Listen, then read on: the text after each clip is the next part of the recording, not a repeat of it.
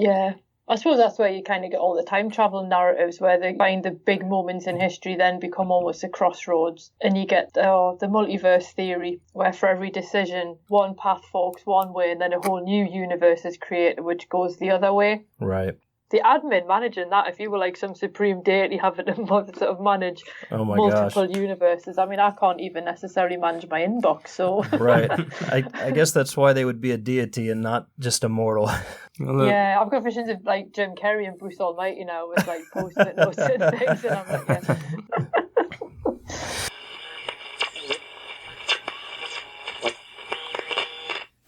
Hi, I'm Icy Sedgwick, and you're listening to the Monster Guys podcast, and I'm the author of The Necromancer's Apprentice, so if you like magic, mummies, and mayhem, go and check it out.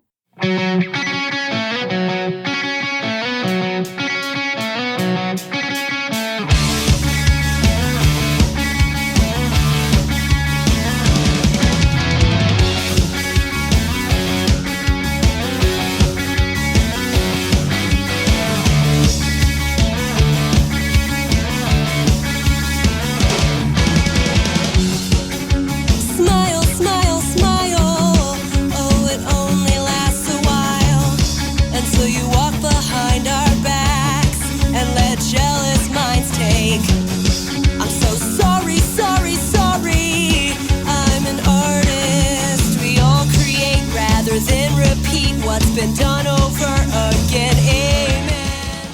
Michael, this week we have the privilege of speaking with Icy Sedgwick from Northern England, the frozen part of England. Tundra. The tundra. I think you say in the episode. As I say.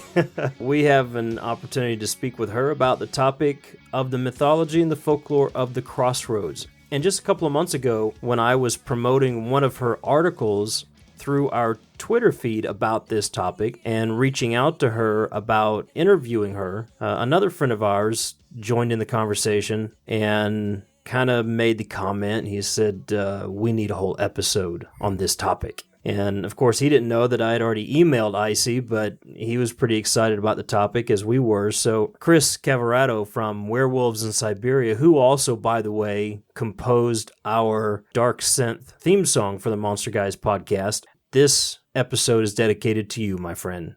You were excited to hear more about this topic, and so here you go. We're going to interview Icy, an expert on the topic, and I do hope you enjoy every minute of it. Chris, you got your wish. And you know what this means, I think, because he's pretty prolific and he seems to produce music so quickly that I feel like he'll probably do something. I feel like he's going to write a song. I hope he does, because while I was in edits on this episode, I kept thinking, man, Chris could write a song about this because this is really cool. So I don't know. Hopefully, I don't know. I'm just going to throw it out there. Maybe we'll see a song or hear a song from Werewolves in Siberia in the near future about the Crossroads. I could see it happening. It's definitely got enough source material for inspiration for such a thing. So all over the world. Yeah, we'll see. Also, just as a reminder, we are looking for personal stories, personal experiences that you may have had with entities or, let's say, shadow people or sleep paralysis or even creatures, encounters, cryptids, anything that we kind of talk about here on the show, paranormal experiences. We'd love to hear from you in the near future, just a few months. We're going to air an episode that's going to focus on the stories of people's personal encounters. And we have a place on the webpage, themonsterguys.com, where you can sign up for our newsletter. And I think a part of that same tab is a place you can send us information about your experience. And we'd love to hear from you and possibly have you on the show or share your story with your permission on the show as a part of that episode. And if you just want to talk to us anonymously, that's fine as well. We understand that the topics can be kind of sensitive, and it's always good just to have somebody to talk to sometimes. Yeah, absolutely. If you send us a story or want to chat with us and don't want that story aired or don't want us to talk about it, we will most definitely respect those wishes. But we would enjoy to hear some stories from people out there in our listenership along these lines. We've had so many people over the years stop us, whether we're speaking at a convention or just online, and been, hey, I've had this experience and what do I do about it?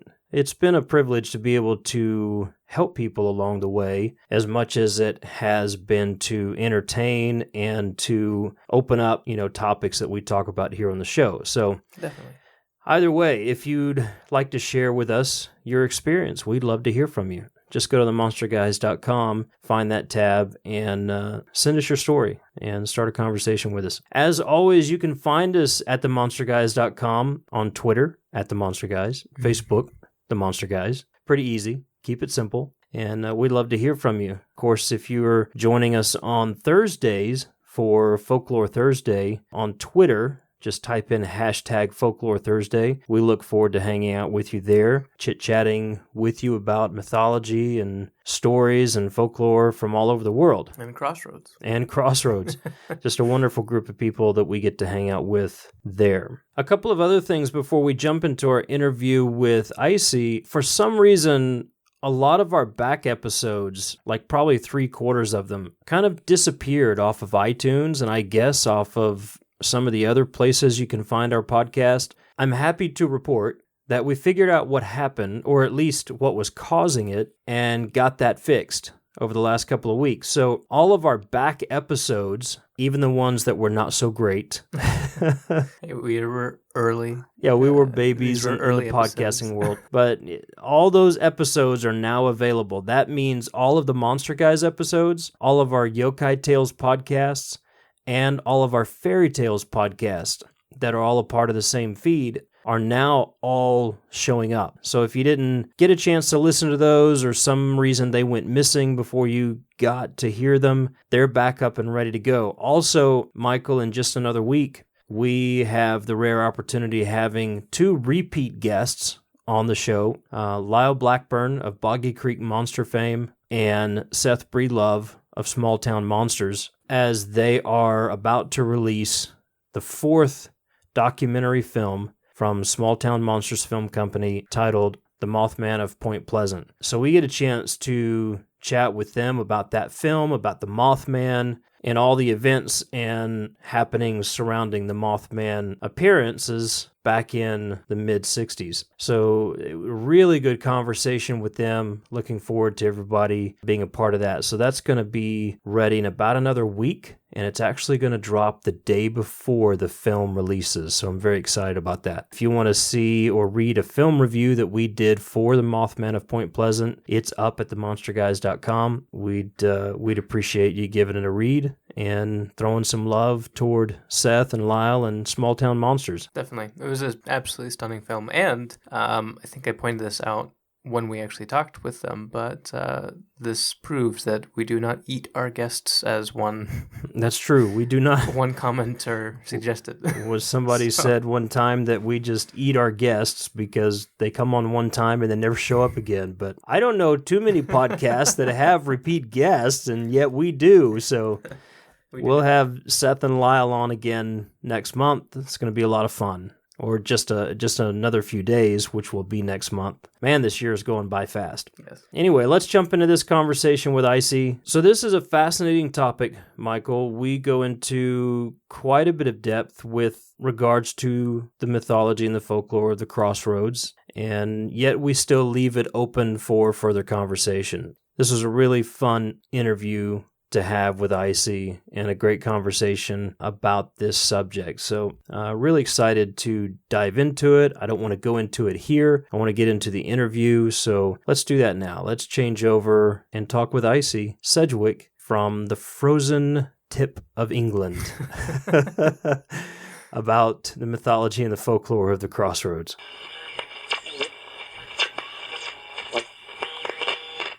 You're listening to the Monster Guys podcast. I'm DC McGannon. As always, I'm here with C. Michael McGannon, my partner and co-conspirator in all things creative. And we have a very special guest with us on the show tonight, straight from the frozen tundra of northern England. Icy Sedgwick is with us here, ladies and gentlemen. Icy, how are you doing today? I'm not too bad. How are you? Very well, thank you. And I say Icy Sedgwick, and I just want to make sure, did I pronounce your name correctly?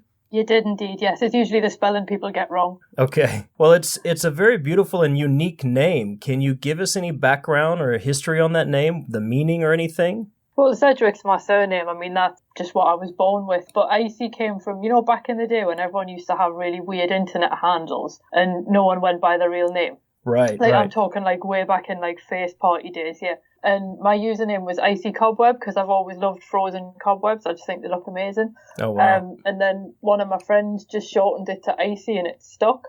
And then when I started submitting short stories, I was like, I know what I'll do. I'll use that because it's kind of sticks in the mind a bit more. Hopefully it'll get my submissions a better chance of being seen. And then, of course, people also don't always know what gender I am either. So it's like the whole J.K. Rowling having a pen name thing. And then I started getting things accepted and I was like stuck with it. So that's where it came from. You can't get away from it now. No. Well, it's very unique and it's very interesting and certainly is not difficult to remember. Once you see it, it's there. So it's easy to remember. And I always know, for instance, when we're on Twitter on Thursdays for Folklore Thursday, you and we both do a lot of activity there. I always know exactly who I'm following when I see your name pop up because, as you know, in Twitter, things can get lost very quickly. Oh, very quickly, yes. But it's always good to see you there. It's always good to interact, and it's a great pleasure of ours now to be able to speak with you and talk to you about this very mystical and interesting topic of the Crossroads, which you've written a few articles about and have some insight and expertise about it. Before we get to the Crossroads, though, let me just ask you to share a little bit more about yourself, if you don't mind. What's led you to the field of study of folklore, mythology, and some of the things you might be working on these days so we can get to know you a little bit better? Well, obviously, I write fiction, and I kind of tend, in my short stories anyway, more towards sort of gothic horror. Someone described me as being like M.R. James the other day, so that was cool. But I've been interested in ghost stories and folklore and things since I was little. And whenever I'd go to visit sort of any of the castles and stately homes and what have you in Northumberland where I live, I'd always end up buying these little pamphlets of folklore and ghost stories and whatnot. So then when I saw the Folklore Thursday hashtag, obviously I was all over that because I was like, oh my God, people are interested in the same thing as me. Right. But it's quite handy though because as well as writing fiction, I'm also doing a PhD in horror cinema. Oh, wow. And I'm looking at like the Gothic, so obviously a lot of stuff is to do with like folklore beliefs and sort of ideas around space and place and things like that. So everything's just quite sort of dovetailed quite naturally for me, which is rare. Because normally I just kind of do whatever seems like a good idea at the time. But yeah, so at the minute I'm working on edits to a ghost novel that I wrote. And I'm also working on edits for something else. So I'm just basically in edit mode at the moment, which is actually more fun than writing. Really? I'm just the opposite. I can edit, but I would rather be writing. The editing kind of grates on me a bit after a while. I kind of say it's almost like, I always say like writers as being like the artists, and people who write but prefer editing are a little bit more like just like craftspeople. Yeah. So like you're a bit like a blacksmith hammering the thing into shape rather than getting it right first time. Yeah, and we do a little bit of all of it as publishers. We write, we edit. Michael specifically does quite a bit of formatting. You know, for him, it's a change of art style when he gets into that technical business. And the formatting itself can be like sculpting the art, so to speak. So all of it is art. I think it just depends whether or not you like painting or drawing with pencil or just putting paint on your fingers and finger painting. Oh, well, we've all done that. Yeah, definitely. Well, what did you say you're working on a PhD in what field again? Horror films. Horror films. That is a fascinating topic all to itself. What led you to that? And the fact that you can get a PhD in that's fascinating. Again, it was an accident, as most things are with me. I originally wanted to study history of art, and then there was loads of modules on film studies, so I ended up picking all of those. And one of them was on the horror film. And I was like, wow, this is really interesting. And then I went on to do my MA. And it was while I was on my MA that I met my PhD supervisor. And he introduced me to this idea of actually being able to study set design. So that's kind of what I'm looking at, set design in haunted house films. Because I'm not really that keen on... I mean, I'll watch the Saw films, but I find them quite boring. I'd much rather watch a really well-made haunted house film. And of course, they've got a lot more crossover with the interests I've got in the supernatural and folklore and whatnot. So, as I say, that's how it all kind of dovetails together, and it's all kind of through the design of stuff. Well, I don't know if you've heard of a show on Netflix called Abstract. I think it's called The Art of Design. Abstract, The Art of Design. Last night, I've been watching this series a little bit at a time, and it's absolutely gorgeous series to watch. It's very subtle, but very powerful. Last night, I watched the episode on set design. If you haven't seen that, you might try to look that up because, as a matter of fact, it follows a woman from England, and she started out just doing Shakespeare and sculptures, and she now does stuff for people like Beyonce, U2, the Pet Shop Boys, all the major operas, and her approach to art and to set design and her methods are just striking. I mean, I just sat there in awe that, you know, here's a woman doing something that a lot of people would just consider, you know, hammer and nails, and she takes the art form to a completely different level. So this is not a plug for Netflix or necessarily that show. We don't get paid for this, but it is a beautiful series, and you might be interested in that, especially in the realm of set design. Yeah, I'll see if it's on the UK Netflix. So you're also in the northern part of England, is that correct? Yeah. Yes. What? And I've seen a couple of times, maybe in some of your online bios and everything, just how cold it is there. Can you tell us? Really, is it that cold up there? We often kind of overstate it a little bit. I mean, at the moment, it's not particularly warm, which is mental because it's May. Yeah. According to my computer, it's 9 degrees. Oh my C. gosh! Wow. Which to me is not that bad. But yeah, so it frequently sort of, you know, in the winter it can be obviously just past -0. We haven't had any snow this year, which is a constant source of annoyance for me. But yeah, it's called the Frozen North for a reason. Obviously Scotland's even colder again, but yes, it is quite chilly. So what do you, let's say summertime, what do you get up to? Do you still get to wear jackets in the summertime, or does it warm up enough that you can just let go a little bit? There's a long-running stereotype of the people where I'm from in particular, where people don't wear coats no matter what the weather's doing. Okay. Which is totally not me, because I do feel the cold. I mean, it can get up into the early 20s in the summer, so it's not too bad. But I mean, we're quite happy if it gets to like 14. Wow. That's like a warm day for us. So you would certainly be able to pick out the tourists by who wears the jackets most of the year. Yeah, pretty much. Just as a question, because I studied script writing for movies, and that translates to writing for me quite a bit. Does the study of, you know, studying set design for haunted houses and such, does that translate to your writing at all? I think so. I think when I've always been interested in space in particular and the design of, to the extent where some of my earlier work was very much more focused on the location, and it was with some regret that I had to put people in it. So other authors love dialogue and they love the interplay of characters and drama and conflict and all that kind of jazz. But I'm much more interested in the relationship between the person and the space that they're in. So for me, a film like Alien is, you know, obviously stands out because it's all about the space. But I do think that having an awareness of how space fits together and how people sort of travel from one part of a thing to another, I do find it impacts so it's not in a conscious way, it's more there when I go back and reread it. But I'm the kind of weird person who likes drawing like house plans and so on if I'm going to set something in a house, because I like to know where everything is, and I'm strange like that. I want to talk about your books in just a moment. We'll get back to those because I'd like you to share a little bit about those and how people can find you and find your work. But let's talk about the Crossroads, the mythology and the folklore of the Crossroads, a fascinating and, again, a very mystical topic. What is, if you can sum it up, what is the mythology of the Crossroads, and why is this so important to understand in the context of storytelling? I think the central thing that you get, no matter where the story's from and who's involved, whoever the major players are, it's always the fact that the Crossroads is seen as like this liminal space, and it's a place between worlds. And I think partly that's probably due to the fact that, you know, if you're following a road, you're coming from somewhere and you're going to somewhere.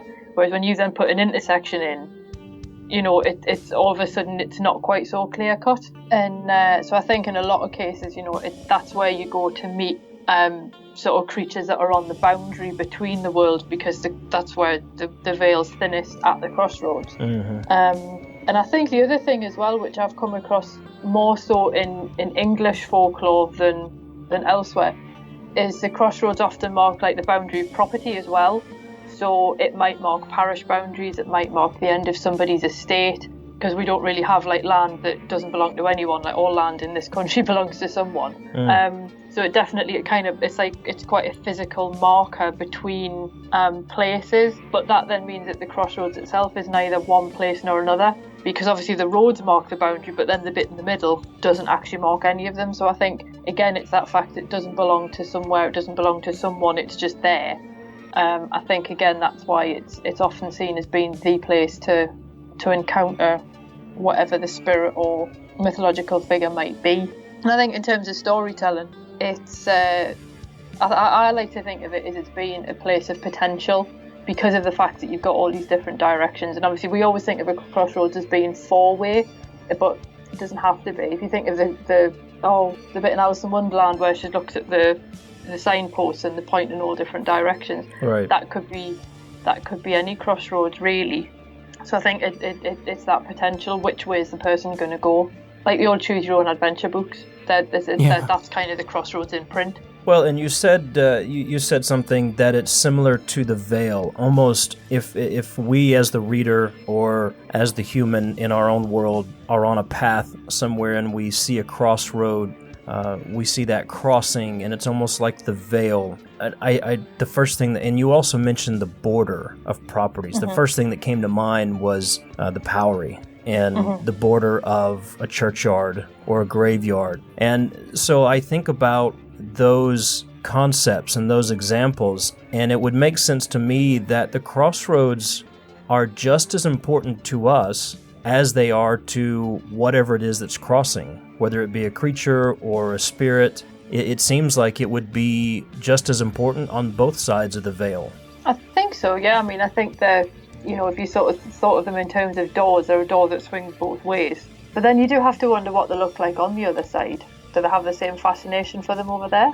In your articles on the Crossroads online, it seems like humans don't always pay attention to them as much as the other side, if you will. You can always go to a certain crossroad at a certain time to meet the devil, and that's where people go to look for things, or that's where certain graves are buried, and it seems like people don't pay attention to them, or they go seeking them out. I do have to wonder, are they just there, or is it something that's always at the forefront of their minds?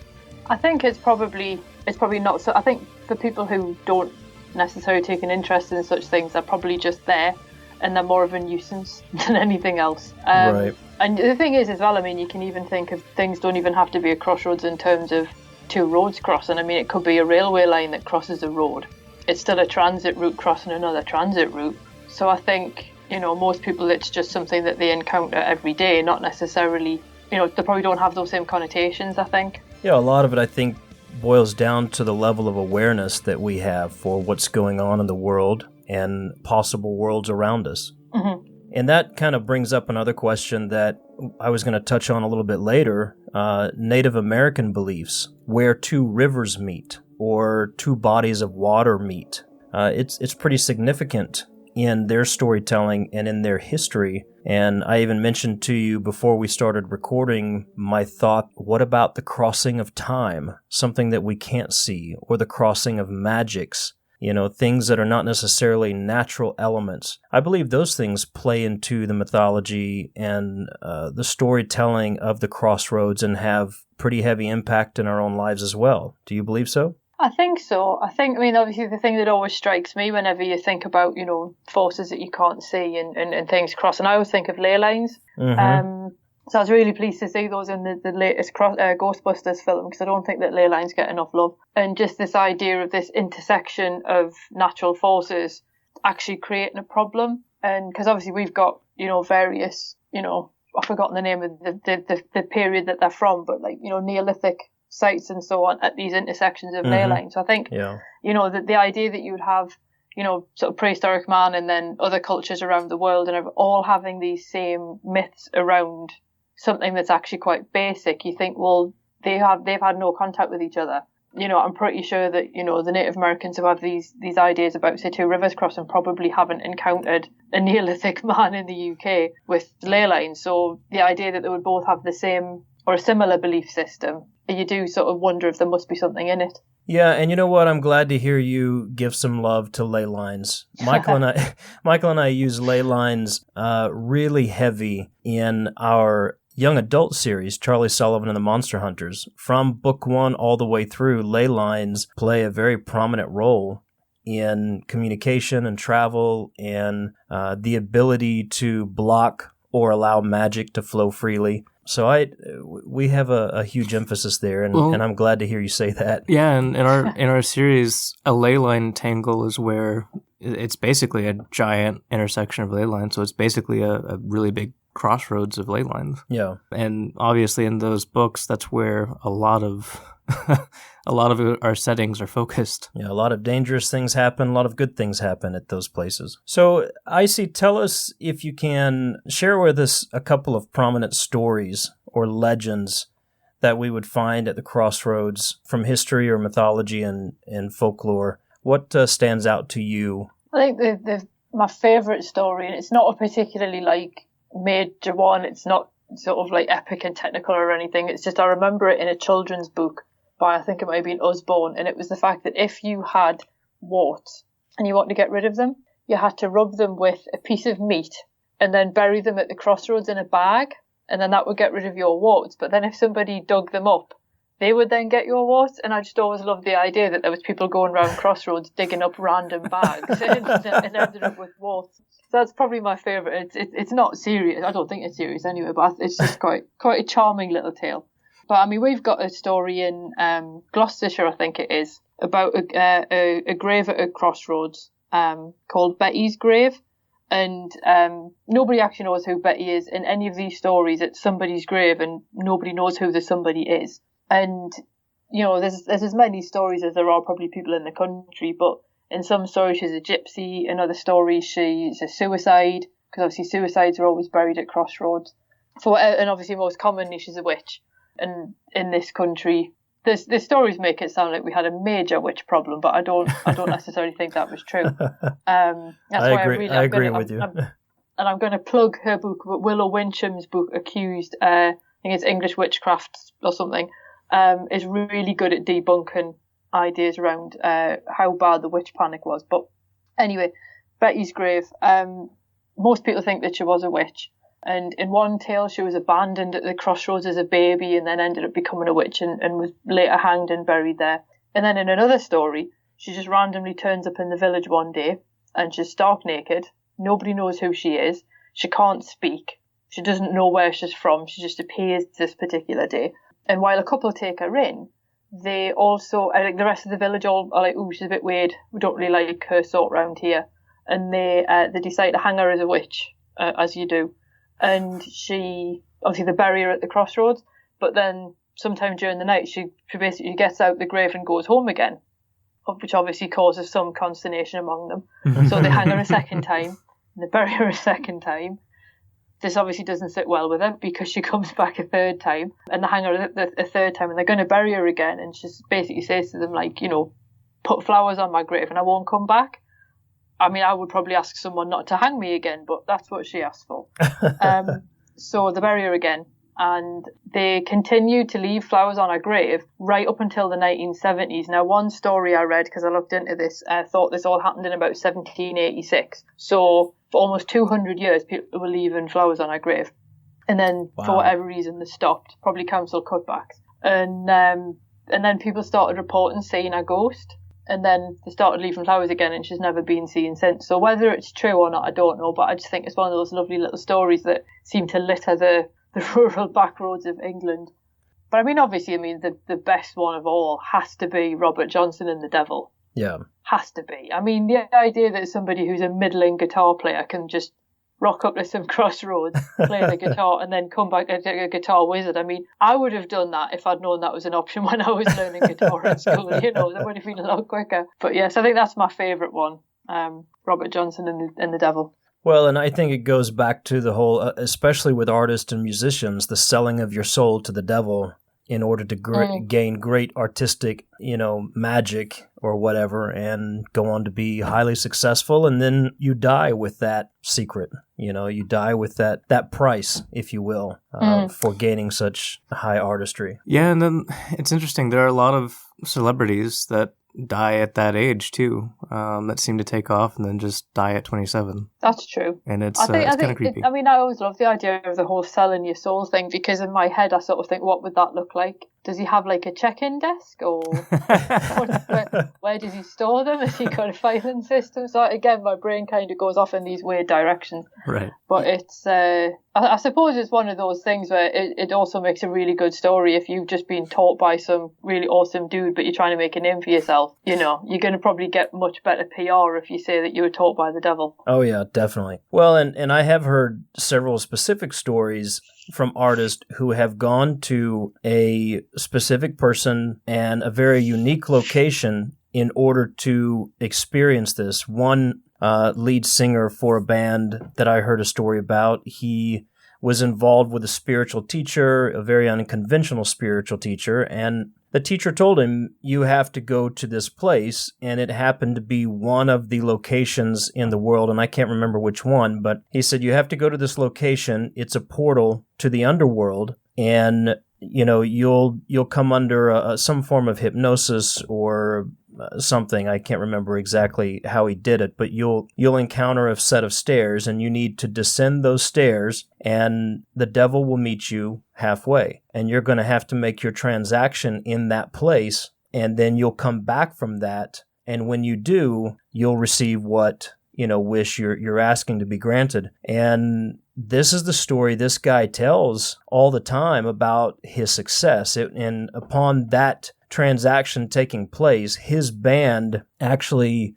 skyrocketed through the charts in popularity. I want to say in the late 90s, early 2000s, this was a very popular band. And, again, he just skyrocketed, and he attributes it to that encounter with that spiritual teacher and following his instructions to go to that place, make that transaction, and come back from that a completely new artist. So I've heard many stories of artists, authors, whether musicians or painters or authors or whatever, who have made such transactions in very specific places, which, follow the line of thinking of the Crossroads in every way.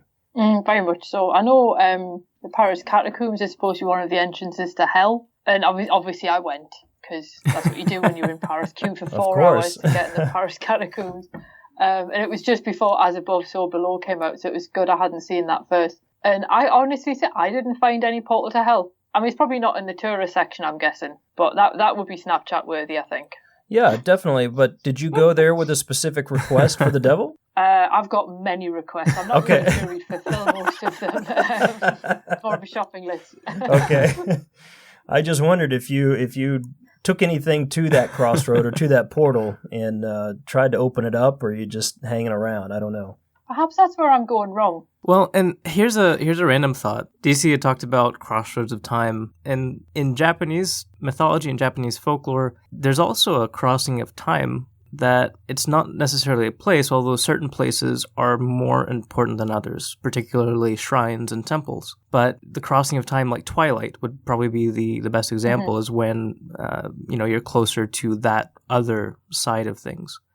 So it makes me wonder about places like Paris, or the catacombs in Paris, if it's also, just like certain crossroads stories, you have to go there at midnight. Is it a time-based thing where maybe it's like the defense of the veil is lowered at this location and this time? You buff it or you debuff it with certain statistics. It could be, and I know it's quite funny because I did a post on the witching hour or the devil's hour, whichever. And I found it really hilarious when I realised I was born during the devil's hour. But You are your own portal, Icy. Apparently. But what was really funny was I shortly after that watched a New Zealand horror film, Deathgasm, and there's a part in that where they need to do something in the Devil's Hour, and one of them asks if he takes account of time zones. So it's like, does it move? You know how when you put your clocks forward and back? And I'm like, that would be really funny if that was true. Right. I saw that film. Yeah, and I just thought if you take daylight savings into account, I thought that would be quite funny. You got to communicate ahead of time with the devil to get it right. Yeah, sort of, make sure you get everything. So I've got quite an irreverent sort of take when it comes to a lot of things, which probably isn't the best, but I suppose it's just how I process things, really. Well, I personally think that all of Paris is a portal. I've been there. I don't know. I had a very strange experience there, and I've only been there a couple of times, but both times I went, I just felt completely out of sorts. So I don't know. And people there were not very welcoming to us while we were there. So maybe Paris itself is its own crossroads. Yeah, it depends which part you're in. I know we went to Père Lachaise cemetery, because it's a cemetery and it's me. And I wanted to see Oscar Wilde. And it was really funny. We went looking for Jim Morrison. And he's tucked away behind somebody else's monument. And you sort of think, you don't just find a random patch of ground and shove Jim Morrison in it. Right. But there was this really definite sort of sense. And I would never lay any claim to being psychic or a medium or any of that stuff. But there was a definite sense in the atmosphere of complete bewilderment. Mm-hmm. As if he was kind of sitting there like, why did everyone come to see me? You know, it was really weird. It was cool, but it was really weird. So I just had visions of him kind of sitting there like, go away, go and find something else to do. Yeah. Wow. Yeah, that is interesting. Going back to the mythology of the Crossroads and bouncing off the stories that you shared, who else might we meet at the Crossroads? Obviously, Betty, who may be an accused witch, or the devil himself. Who else might we meet at a crossroads? In addition to that, what items would we perhaps find there, or other experiences that we may encounter at a crossroad? Well, I think before I get to my main person, it was quite funny because I was reviewing the comments that I'd had on one of my posts about the Crossroads, and one of my friends, Amanda, actually has her own story about the Crossroads, which I thought was really interesting. And she lives in, I suppose it's southwest England, in Bristol. And she was saying that there's a roundabout near her. And obviously a roundabout is basically our version of the Crossroads a lot of the time. Mm-hmm. So obviously instead of just cutting straight across, you kind of go round this predefined central point. And she was saying that there's a tree on the roundabout, and it's been there for as long as anyone knows. And the trunk's always painted white. And she was saying that she's lived there. She said, I've lived here for 20 years and I've never seen anyone paint it. So who does it and why? Wow. So it's like this tree just randomly ends in white constantly on this roundabout. So I thought that was really cool. But I think the other person that you can't mention the Crossroads and not mention him is Papa Legba. Yes. Who I think he's been the victim of quite a horrible smear by American Horror Story in particular. But I mean, he is like, the lore of the Crossroads. He is sort of the king of that crossing, as it were. And I think he's fascinating. He's the kind of person I would go to New Orleans and go looking for. Because I'm strange like that. But I just like the fact that there's actually a proper figure associated with that space who can give you directions if you're lost and so on. And I just think that he is, because that's his role. Like that is what he does. He guards intersections and so on. It's almost like they are this slightly dangerous, liminal, almost primal place. So they need to have a guardian to kind of make sure that nothing untoward happens, if that makes sense. Right. So and of course, because he's got a foot in both worlds, I guess that's why he can then communicate with both. But yeah, I'm a big fan of his. Well, and you know what? Going back to the thought of the roundabout, when I lived in Germany, we had a lot of roundabouts there. Yeah. And, it makes me wonder, because your friend talked about a tree right in the center. I wonder if there are any of these roundabouts where they do have their own lore of the crossroads crossing through them, and perhaps the roundabout came about in some of these places to get around the intersection and not experience what takes place there. I don't know. That's just a random thought I just had. And taking that, it's possible. I was just going to say, there's one of my other books I was reading. There's we've got a belief that suicides when they were buried at Crossroads always had a stake buried through them to prevent them coming back to harass anyone. And there's a few places around the country where they've actually got trees at their crossroads that they believe actually grew out of those stakes, because they're usually hawthorn, because that's got quite spiritual properties. And whenever you see a crossroads with a hawthorn tree, people do wonder, oh, is that actually holding somebody in place? Yeah, when you were talking about the story of Betty earlier, I wasn't gonna mention it because it's not Crossroads mythology specifically, but it has a similar pattern to the story. It's one of the first vampires in Ireland, and one of the vampires that many people believe Dracula was based on. But it's an old war chief who was also a dwarf and a sorcerer. He was kind of overturned by his people and killed because he was very cruel to them. He drank their blood and all the usual vampiric stuff. But they killed him, they buried him, he came back, they killed him and buried him again, and he came back a third time. And then they went to a wise man and basically said, look, you need to kill him with a hawthorn sword and then bury him upside down and put rocks on his grave to keep him down. That place, you can actually still visit that location, and there is a tree growing up out of that rock, and it's a hawthorn tree.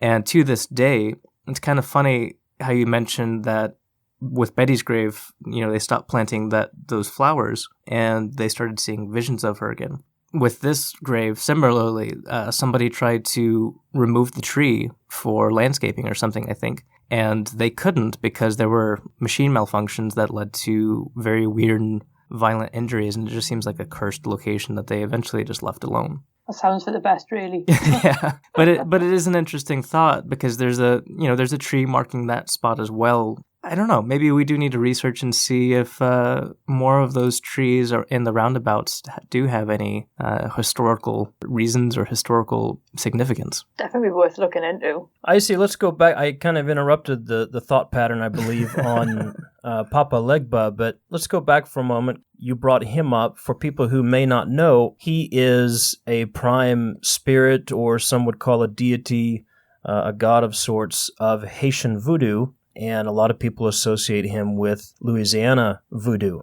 That's why you spoke of going to New Orleans and looking him up there. What else can you tell us about him, his story, and in particular, you talked about him being a guardian of the Crossroads. Can you give us a little bit more insight on his story for people who might not know? I think he's quite good if you're looking for comparable figures elsewhere. You see some comparisons with Janus in Roman mythology, who's the guy at the start of the year where he's got one face facing forwards and one face facing backwards into the year just gone. And he's also got a link with Hermes in Greek mythology as well. And he's also twinned with St. Peter, St. Anthony and St. Lazarus. Mm-hmm. Because obviously a lot of voodoo figures are kind of buried within Catholic saints so that, the slaves could still practice. Right. But look like they were towing the Catholic line. And, they're all sort of figures kind of associated. The thing about Peter, he's at the gate, the pearly gates themselves, so he's very much a man on a border. Mm-hmm. So it's quite interesting that he's always associated with these different intersections and so ever. So I think, that's probably as much as I think I'd want to say without potentially offending anyone who know more about this than I do. Have you been to New Orleans? No, unfortunately. I'd love to go, though. You know what? If you ever make it this way, give us a ring. We're just down the street from it. We'd love to meet you there and hang out for a little bit, maybe. That would be so cool. One of the primary figures that Michael and I key in on when we talk about the Crossroads, and we've actually written about her, again, in the same series that we spoke of earlier, is Hecate. And people pronounce that differently, but we write about Hecate, the three-faced witch goddess. The story is that people meet her at a crossroads, or they go to worship her at the crossroads, or make request of her at the crossroads with a certain sacrifice. And there's always something brought to the crossroads in order to entreat her. What can you tell us about items that we might find at the crossroads like that, and maybe even a little bit about her herself, or other experiences that people may particularly go to a crossroads or have when they cross that line?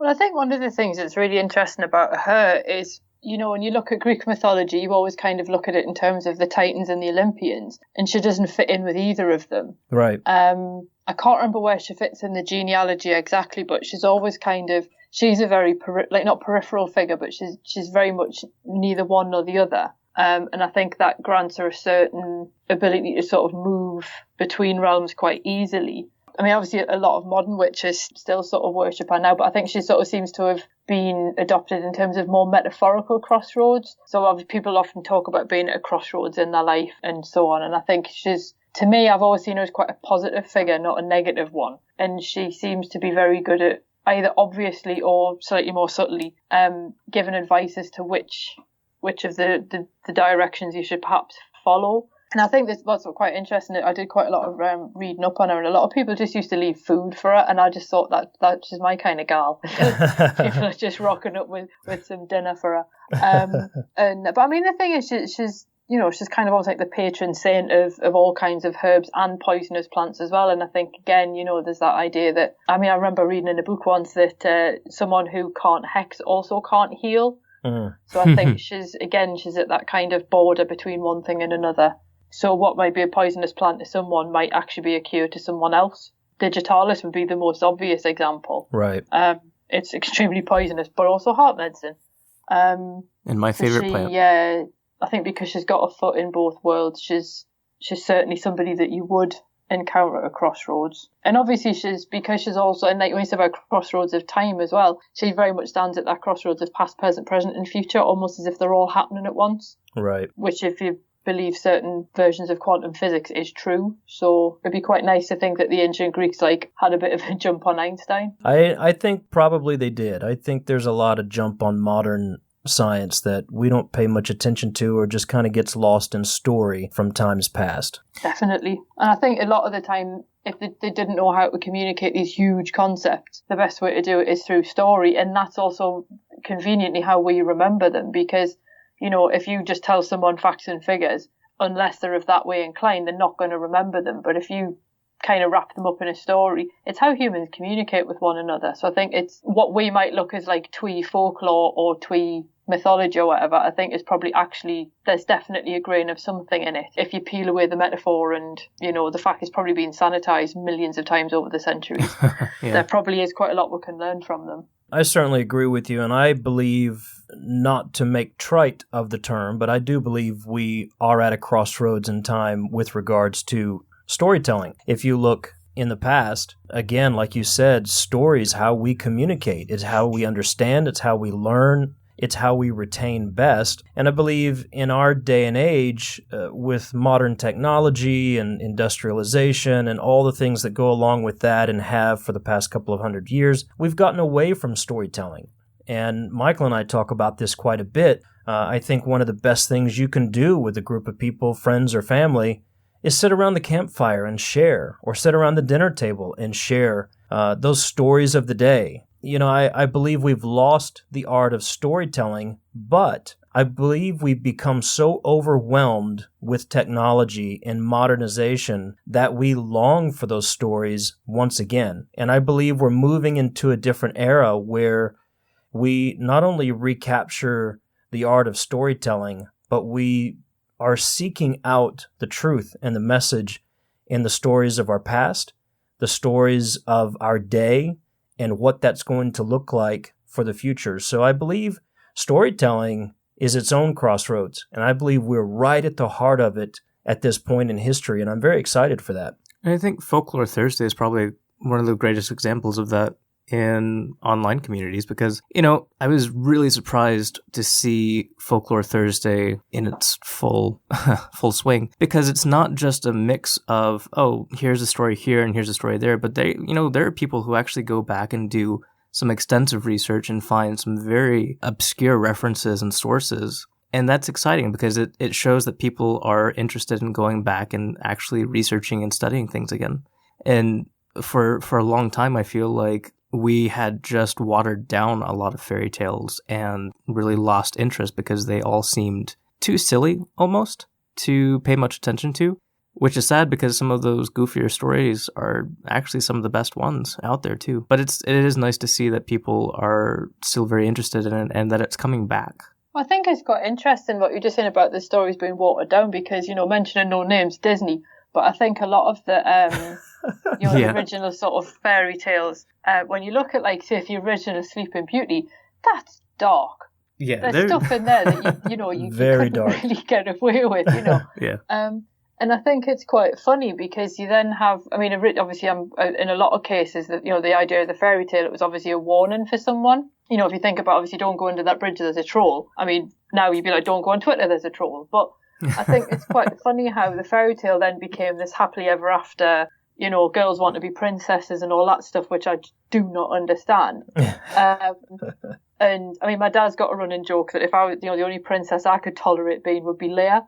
And but I think it's really funny because the horror genre, in a way, is kind of taken over that mantle of the cautionary tale. Mm-hmm. I mean, Scream kind of even popularised the idea of being self-reflexive about having that kind of knowledge that enables you to defeat the boogeyman or beat the monster or save the day or whatever it might be. And I just think when you're saying about people obviously being overwhelmed by the amount of content, I just think it says a lot that Instagram called their newest feature stories. Yes. Yeah. Because people can now curate the content themselves. They can organise, say, the pattern of their day into a story that makes sense compared to like disjointed Facebook posts that might look wrong out of order or something. And I think it's a shame that everything's kind of going more visual rather than linguistic, but that's just my own personal axe to grind. But I think you're right, though. I do think that people are kind of seeking out stories for themselves. And I think, even the whole fake news thing, in a way, demonstrates that people are aware that the truth is basically whatever perspective you happen to hold. Yeah. But I think people they've got much better tools at their disposal. I mean, like you were saying, people doing this really extensive research for Folklore Thursday. I mean, I've got this annoying habit of going in on the British Newspaper Archives website and looking to see if an urban legend has any sort of basis in truth, because I want to know where it came from. Because these things don't just come out of a vacuum. So it's quite nice, I think, having those tools. They can be quite divisive, when you're out for dinner with your friends and everyone's sitting Instagramming the dinner. But then at the same time, I think there are communities, particularly online, where people can get together and sort of share things and discuss things. And it's almost like Folklore Thursday to me. It's like the old 18th century coffee house where people would sort of the intellectuals of the day would rock up and discuss politics and weighty matters and things. And we now all rock up and share cool information. Yeah, definitely. And I really like that. I do. And for those who are listening, who I know we've talked about Folklore Thursday a number of times on our podcast, but as a reminder, it's a community on Twitter. If you go to twitter.com on Thursdays and just type in the hashtag Folklore Thursday. There's also a website, folklorethursday.com, but type in the hashtag Folklore Thursday and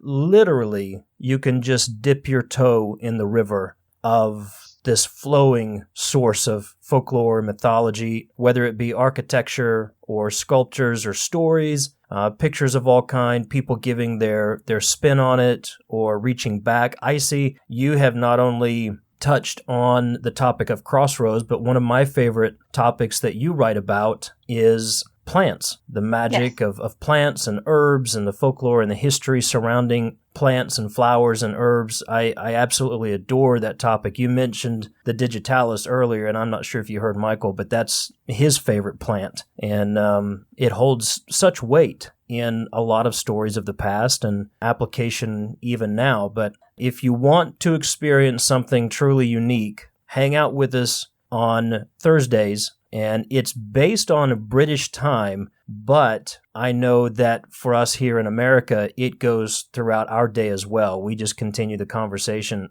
But hashtag Folklore Thursday, if you want to learn a lot, meet a lot of really cool and very smart people around these topics, that's the place to be. I know Michael and I have the opportunity every once in a while to guest host. Icy, I think you do as well. I'm not sure, but it's a brilliant place to be. And if I miss a Thursday, I missed one a couple of weeks ago, I feel an emptiness in my soul, I think, a little bit, because I've missed a lot if I miss a week at Folklore Thursday. Yeah, it's amazing where people dig things up as well. And you sort of there'll be a topic that you know quite a lot about, and then someone posts something, you're like, I didn't know that. Yeah, right. Wow. Yeah. It's really cool because you sort of feel like when you say that, obviously I love posts about plants. I could just sit and read the plant posts all day. Sometimes I do if I'm not at work, So it's definitely worth checking out. It's humbling but exciting at the same time because, you read so much and you go and dig through old books and then you do some online research and you think you have a very good grasp of, a cultural folklore, and then Folklore Thursday will come across with this this obscure monster or tradition. It's like I've never heard of that in my entire life. Yeah, and it's exciting. That's one of the things I like about that as well. When I find somebody come up with this rare and obscure text that is archived somewhere in somebody's back room of their library that they've put on PDF form, and somebody on that stream throws that up there, and I'm dancing for joy because look, another book that wasn't burned and we still have access to it. In my head, a lot of the users are pretty much just Giles from Buffy and the weird books that people seem to own, and I'm just like, I love you all, you're amazing. Yeah. Yes.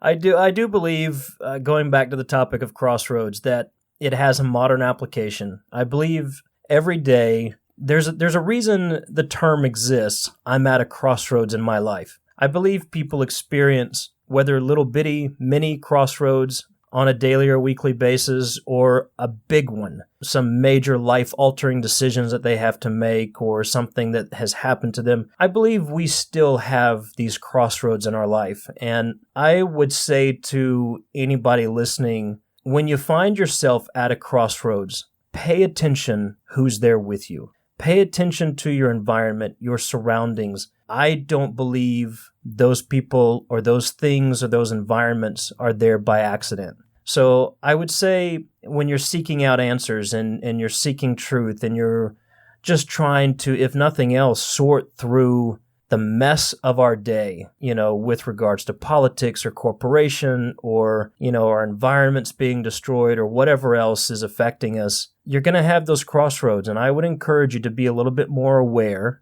of what's around you, of who's around you, because in those people and in those environments may very well lie the answers that you're looking for. And Icy, I don't know if you would agree with that or if you have anything else to add to the conversation about Crossroads right now, but that's kind of my 2 cents. I think the only thing I would add, because I totally agree with you, I would add that the only other thing I can think of that the Crossroads also for me represents is actually vulnerability, because if you're walking along a straight road, you can see what's coming behind you. You can look ahead and see what's coming. But if you're at a crossroads, there's then this opportunity to be completely blindsided by something. And you're then visible to everything else. So I think it possibly, as well as being mindful of your surroundings, also kind of be wary of them possibly. Right. And just kind of, just because you can't see something doesn't mean it's not there. Yeah, that is profound, and I appreciate that insight. Michael, you have anything that you want to add to this conversation? Well, I mean, just going off of what you just said, again, in your article, you talked about how it seems like when people bury witches at a crossroads or bury people who are known for a certain lifestyle, wasn't the smartest idea because that gave them the power to rise back up and do stuff. So I would say that, just going off of yours, it is something to be very mindful of. Something to know where you are and not take anything for granted as you're going about your daily life. Yeah, I believe ultimately it's another call to compassion and empathy and sympathy for those around us, and even for what's happening in our own life. We could talk all day about the application of this topic in modern day life. And I appreciate your insight on all of this. It's really been a fascinating conversation about this topic. I'm always happy to talk about folklore pretty much with anyone. Michael, you've mentioned a couple of times Icy's articles. I mentioned, and Icy, you talked about a few minutes ago about your books. Give us some idea of where we can find those, because I believe people would really take an interest in reading your articles, and your fiction is available online, I think, through your website. Tell us a little bit about those and where we can find those and get our hands on those.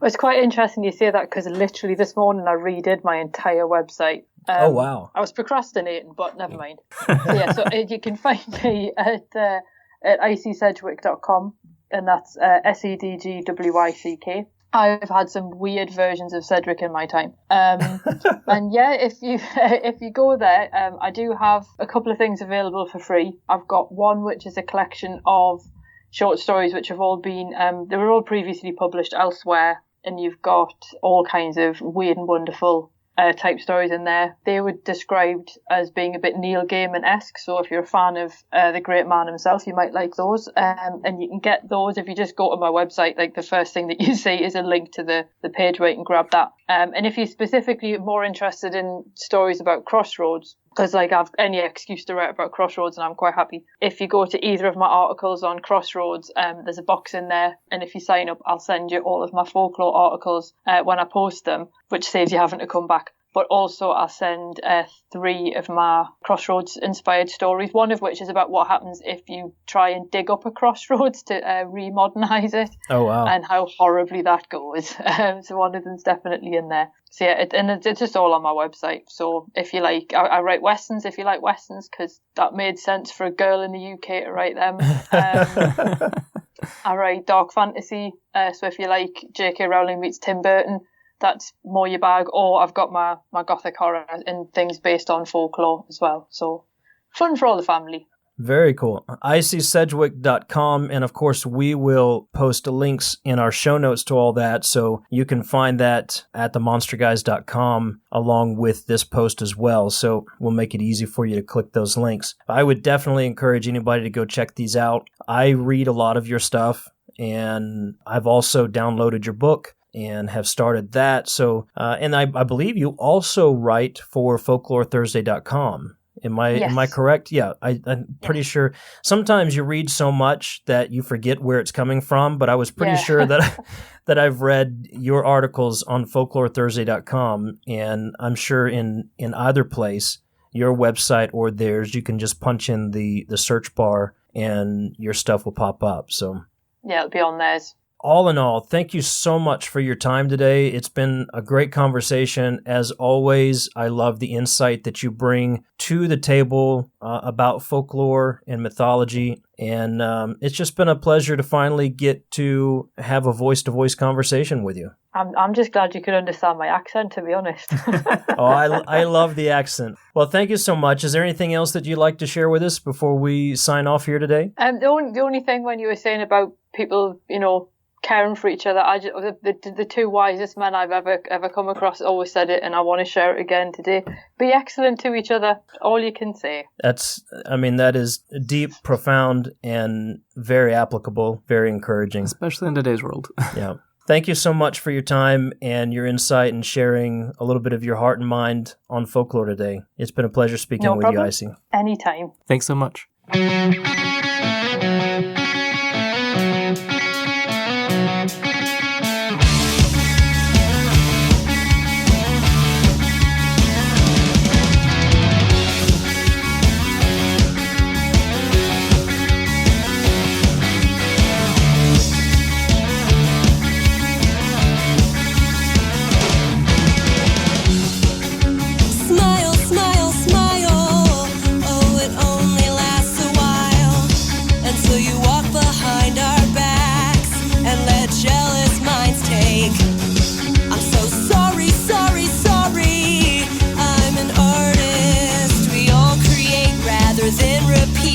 Been done over